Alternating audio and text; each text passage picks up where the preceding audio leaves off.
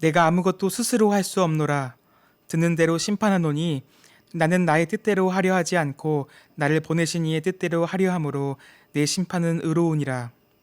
내가 만일 나를 위하여 증언하면 내 증언은 참되지 아니하되 나를 위하여 증언하시는 이가 따로 있으니 나를 위하여 증언하는 그 증언이 참인 줄 아노라. 너희가 요한에게 사람을 보내매 요한이 진리에 대하여 증언하였느니라. 그러나 나는 사람에게서 증언을 취하지 아니하노라. 다만 이 말을 하는 것은 너희로 구원을 받게 하려 함이니라. 요한은 켜서 비추이는 등불이라.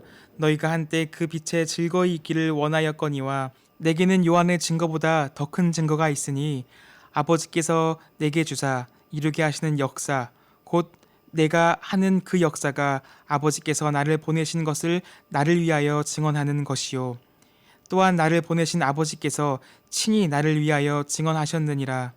너희는 아무 때에도 그 음성을 듣지 못하였고 그 형상을 보지 못하였으며 그 말씀이 너희 속에 거하지 아니하나니 이는 그가 보내신 이를 믿지 아니함이라.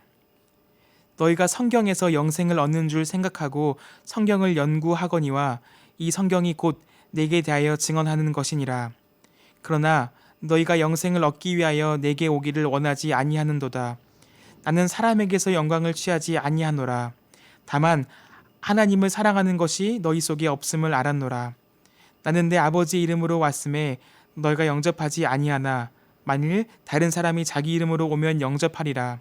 너희가 서로 영광을 취하고 유일하신 하나님께로부터 오는 영광은 구하지 아니하니 어찌 나를 믿을 수 있느냐. 내가 너희를 아버지께 고발할까 생각하지 말라. 너희를 고발하는 이가 있으니 곧 너희가 바라는 자 모세니라. 모세를 믿었더라면 또 나를 믿었으리니 이는 그가 내게 대하여 기록하였음이라. 그러나 그의 글도 믿지 아니하거든 어찌 내 말을 믿겠느냐 하시니라. 사랑하는 주님의 교회 가족 여러분, 오랜만에 주님과 함께 말씀으로 인사를 드립니다. 오늘 주시는 말씀을 통해 살아계신 하나님의 음성을 듣고 새 힘을 얻게 되시는 여러분과 제가 될 수 있기를 바랍니다. 어제의 본문인 요한복음 5장 19절에서 29절의 말씀에서 예수님은 성부 하나님과의 관계에 근거한 예수님 자신에 대해 선언하셨다면 오늘 말씀은 성육신하신 성자 하나님이시요 그리스도로서 예수님 자신의 신적 신분과 사역 선언에 대해 증거하고 계십니다. 먼저 30절 말씀을 함께 읽어보도록 하겠습니다. 내가 아무것도 스스로 할 수 없노라. 듣는 대로 심판하노니 나는 나의 뜻대로 하려 하지 않고 나를 보내신 이의 뜻대로 하려 함으로 내 심판은 의로우니라. 아멘. 이 말씀은 예수님 자신에게 심판에 관해 아무런 권한도 능력도 없다는 것이 아니라 하나님께서 예수님에게 심판을 행할 직무를 위임하셨지만 예수님은 자신의 권위에 따라 독자적으로 심판을 행하시지 않겠다는 말씀이십니다. 듣는 그대로 심판하신다고 하십니다. 즉, 하나님 아버지의 말씀, 그분의 뜻 그대로가 예수님의 심판하시는 원칙이라는 것입니다. 예수님은 언제나 철저하게 아버지이신 하나님의 뜻에 순종하셨습니다. 예수님은 언제나 하나님과 영적으로 교통하심을 통해 그렇게 하실 수 있었습니다. 그 sak인과 교통하심을 통해 하나님께서는 당신의 계획하신 모든 일들을 예수님을 통해 나타내셨습니다. 예수님께서 보여주신 모든 것들은 곧 하나님의 뜻이고 행사였습니다. 그렇기 때문에 예수님의 판단과 행위가 의롭다는 것입니다. 예수님은 십자가를 지시기까지 한결같이 하나님의 뜻을 쫓으셨습니다. 우리도 예수님처럼 하나님의 말씀을 쫓아 살면 하나님이 기뻐하시는 삶을 살 수 있습니다. 우리의 판단과 결정의 근거를 자신에게 두거나 성공한 어떤 사람에게 두는 것이 아니라 하나님의 뜻에 두게 될 때 하나님이 기뻐하시는 자녀가 될 수 있는 것입니다. 하나님의 뜻과 관계없이 자기 자신의 뜻대로 하는 것이 바로 죄입니다. 하나님의 뜻은 피조물인 인간이 무엇을 결정하고 행동할 때에 마땅히 따르고 지켜야 할 가치 판단의 절대적인 기준인 것입니다. 31절과 32절을 함께 읽겠습니다. 내가 만일 나를 위하여 증언하면 내 증언은 참되지 아니하되 나를 위하여 증언하시는 이가 따로 있으니 나를 위하여 증언하시는 그 증언이 참인 줄 아노라. 아멘. 예수님은 내가 만일 나를 위하여 증언하면 내 증언은 참되지 아니하되 라고 말씀하고 계십니다. 당시 유대인들은 탈무드와 함께 중요시했던 구전된 유대인 율법의 모음집인 미시나에서도 사람이 자신에 대해서 말한다 해도 믿을 가치가 없다라고 가르치고 있었습니다. 또한 신명기 17장 6절에서는 죽일 자를 2사람이나 3사람의 증언으로 죽일 것이요 1사람의 증언으로 죽이지 말 것이며 라는 기록이 있고요. 또 신명기 17장 15절에는 사람의 모든 악에 관하여 또한 모든 죄에 관하여는 한 증인으로만 정할 것이 아니요 2 증인의 입으로나 또는 3 증인의 입으로 그 사건을 확정할 것이며 라고 기록하고 있습니다.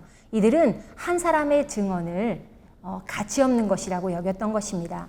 이처럼 진리나 정당성은 2세 증인들이 입증해야 하도록 유대 율법이 규정하고 있기 때문에 이것을 철저히 지키려는 유대 지도자들을 위해 예수님은 증언할 다른 증인이 필요했던 것입니다. 그래서 예수님은 자신을 위해 확실히 증언해 주실 증인을 언급하십니다. 나를 위하여 증언하시는 이가 따로 있으니라며 예수님이 언급하신 증인은 바로 하나님이십니다. 이 말씀에서 증언하시는 이라는 말은 헬라어로 마르티레오라는 말입니다. 이 마르티레오라는 말은 현재 시제로 그 증거가 지금도 계속되고 있음을 의미합니다. 예수님을 이 땅에 보내신 하나님은 항상 예수님을 위해 증거하시는 이가 되셨던 것입니다. 그런데 예수님은 하나님이 자신의 증인이신 이유를 열거하시기에 앞서 또 다른 증인을 세우십니다. 그가 바로 세례 요한입니다. 본문 33절과 34절을 함께 읽어보시겠습니다. 너희가 요한에게 사람을 보내매 요한이 진리에 대하여 증언하였느니라. 그러나 나는 사람에게서 증언을 취하지 아니하노라. 다만 이 말을 하는 것은 너희로 구원을 받게 하려 함이니라. 아멘. 세례 요한이 진리에 대하여 증언하였다고 말씀하십니다. 바로 그리스도이신 자신을 진리라고 말씀하신 것입니다. 생명을 구원하시고 인생들로 하나님의 약속에 참여하게 하시는 진리이신 그분을 통해서만 우리가 하나님과 화평할 수 있습니다. 예수님은 우리가 믿고 사람들에게 증거해야 할 유일한 진리이십니다. 이처럼 모든 것 위에 뛰어나신 예수님은 존재 자체로 그 삶 자체로 충분히 확실한 증거를 가지고 계셨기 때문에 사람에게서 증언을 취할 필요가 없으십니다. 그럼에도 불구하고 굳이 이렇게 하시는 이유는 사람들에게 존경받던 세례 요한의 말에 귀를 기울이고 구원받기를 바라셨기 때문입니다. 35절을 함께 읽겠습니다. 요한은 켜서 비추이는 등불이라 너희가 한때 그 빛에 즐거이 있기를 원하였거니와. 아멘. 예수님께서는 세례 요한을 켜서 비추이는 등불이라고 말씀하셨습니다. 세례 요한은 그 빛 자체가 아니고 켜서 비추는 빛이기 때문에 영원히 비치는 빛이신 예수님과는 달리 일시적으로 타다가 꺼지는 등불입니다. 하나님께서 불을 붙여서 태우는 동안 어두운 세상에 메시아의 도래가 가까웠음을 알리며 빛을 비추는 것이 세례 요한의 임무였던 것입니다. 그런데 35절 하반절에 보면 너희가 한때 그 빛에 즐거이 있기를 원하였다라고 말씀하십니다. 당시 유대인들은 말라기 선지자 이후 하나님의 계시가 끊긴 중간기였던 영적 암흑기를 살고 있었습니다. 로마의 통치까지 받게 된 그들에게 세례 요한의 탄생과 그의 능력 있는 사역은 큰 즐거움과 자랑이었습니다. 요한의 명성으로 로마의 멍에를 벗어나서 백성들이 자유를 되찾고 나라의 영예를 되찾아 줄 것이라는 그러한 기대가 팽배했던 것입니다. 그러나 요한은 자신은 주의 길을 곧게 하라고 광야에서 외치는 소리일 뿐이라고 고백하면서 자신에게 집중된 사람들의 시선이 예수님께 집중되도록 자신을 불태웠습니다. 세례 요한은 자신의 위치를 어디에 두어야 하는지를 잘 알고 있었습니다. 유대인들은 요한의 빛을 기뻐하기는 하였으나 그 빛 가운데 걷기를 거부하며 그 빛을 지키지 않았습니다. 결국 그들은 헤롯이 요한에게 눈살을 찌푸리자 그를 배척하며 그가 전하는 복음 듣기를 싫어하더니 급기야는 사탄의 증거라고 트집을 잡아 그를 감옥에 가두기에 이르렀습니다.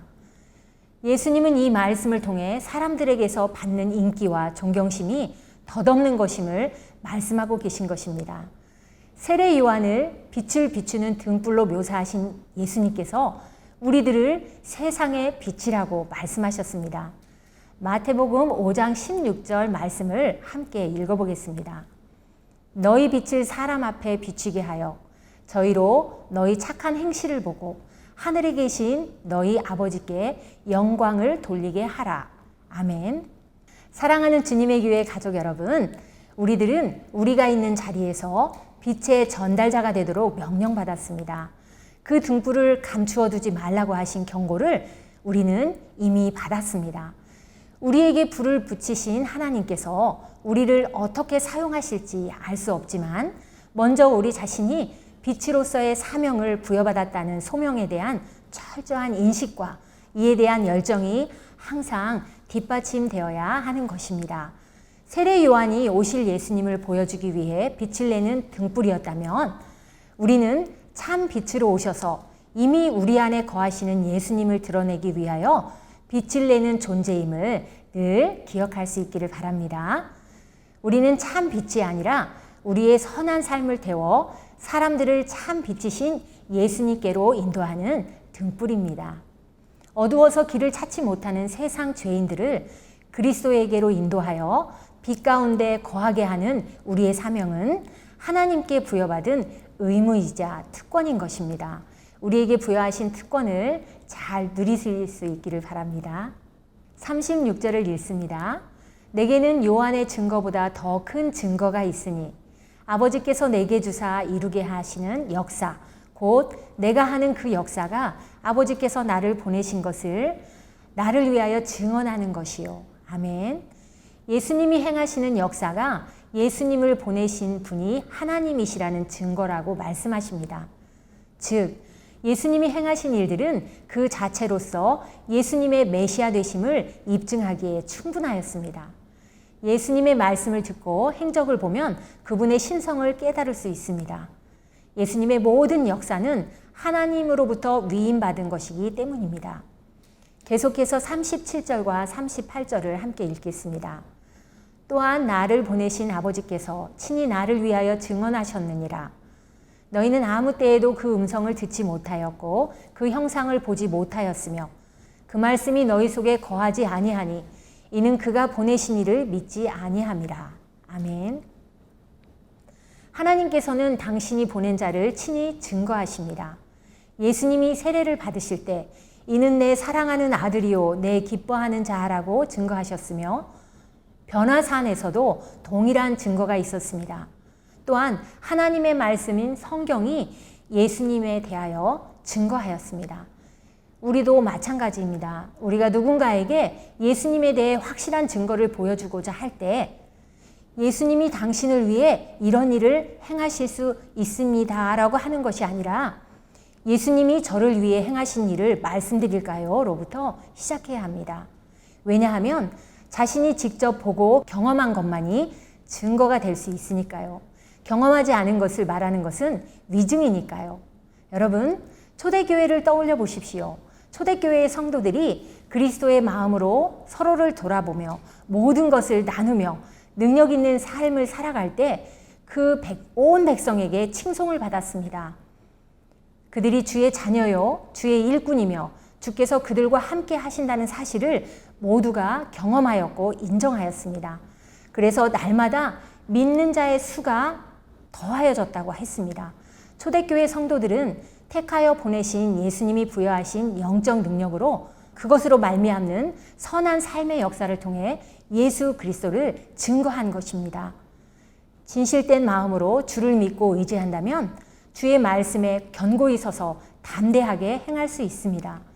예수님을 인정한다는 것은 그분의 신적인 기원과 사명을 깨닫는 것입니다.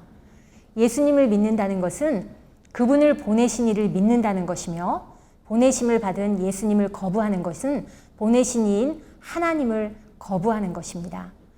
많은 유대인들이 마음속에 하나님의 말씀이 거할 자리가 없었습니다.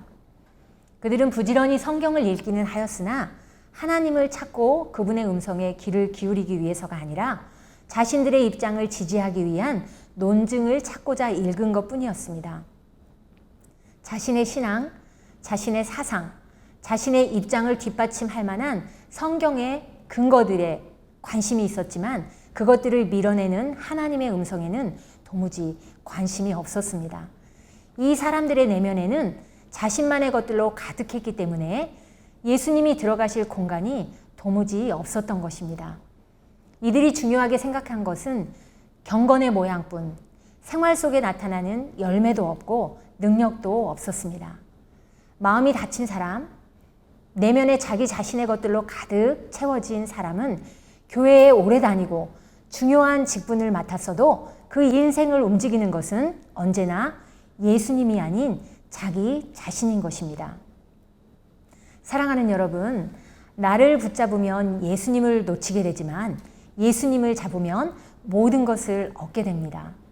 예수님을 꼭 잡고 하나님이 명령하신 선한 삶을 통해 예수님을 증거하는 사랑하는 주님의 교회의 모든 가족 되시기를 예수님의 이름으로 축복합니다.